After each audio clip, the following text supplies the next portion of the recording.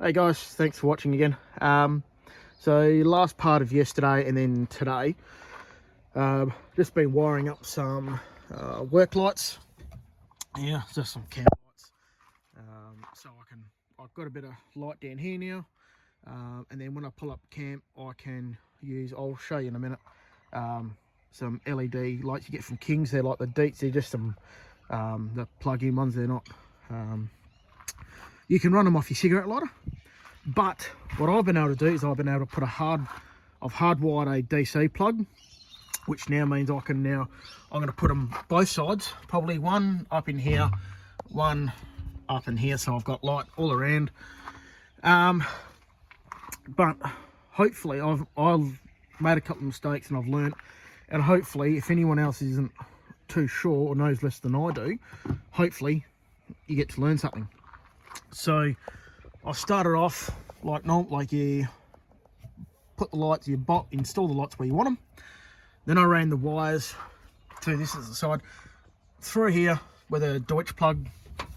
One other thing that I've done is when you go to do it, is I put a black mark where the earth lead is.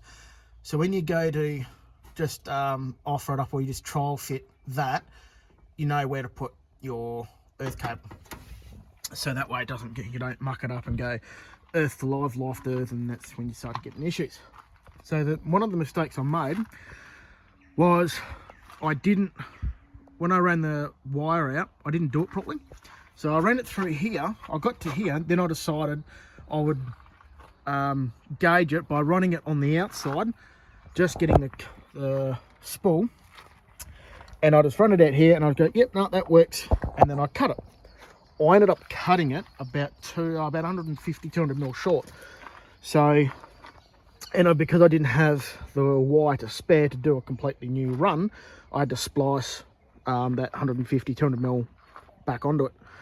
So that's fine, sorted that out. So yeah, so now these Kings LED camp lights, I'm going to put one up here, one up here as well, and the same on the other toolbox as well. So that way I've got camp lights. I've got I don't have to muck around trying to set them up. That's already pre-done. Now when I went on to, if you go onto the Kings YouTube channel and you type in their control panel thing, you got these switches. They're really easy to work or to do. So you just follow what that video says or the guy says in the video, and away you go. This is the DC power outlet for the camp lights. It's just like looks like something you would charge your, what do you call it, your like a laptop or something. That's what it looks like. You go to any kind of auto electrical shop like your J-Car or your Ultronics and places like that. Yeah, for your DIY people. So that's, even though that isn't a weatherproof one, where I went to, that's all I had. And because it's inside the cab, I figured won't be an issue. It's not going to be on the outside. Now, when it comes to the lights, yes, they will be permanently in here, and when I run the cable, it won't be permanently hooked up. I'll just pull it, I'll just disconnect it. I feel like if it doesn't need to be always hooked up, then it won't be. Much like I've got this power outlet here, I run a 40 amp fuse for that, because that also what my compressor, which I've gone through before about this, and that draws actually draws quite a lot of power.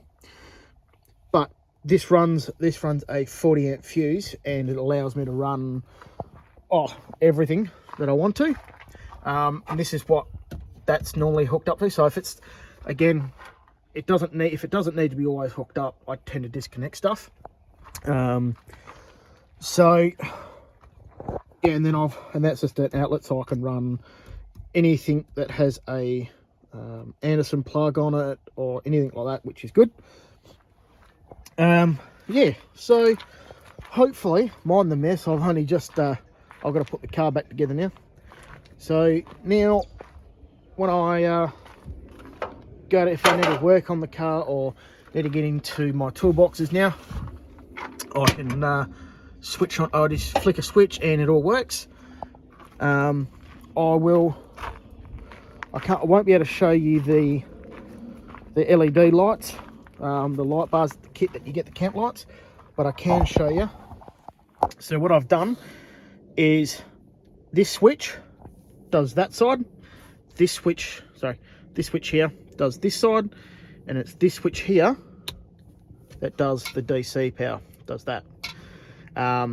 With the LED camp lights that you get, they have individual switches, so I'll have a 2-in-1 here, and then what I will do is I'll have 2 switches, and that will go to either side. So what I will do is I will switch both these on, and then we can go and have a look. There we go. That's them. They're pretty bright. So I'm happy with it, how it's worked. So now I can, good thing about these is I can move them around. I can do whatever I like with them. And yeah. All right. Well, thanks for watching. Again, I'm hopefully someone who doesn't know, who knows less than me, I should say, hopefully can learn from my mistakes, and then next time I go to do something like this, I too won't make the same mistake. All right, thanks for watching, guys. Appreciate it. Catch you later.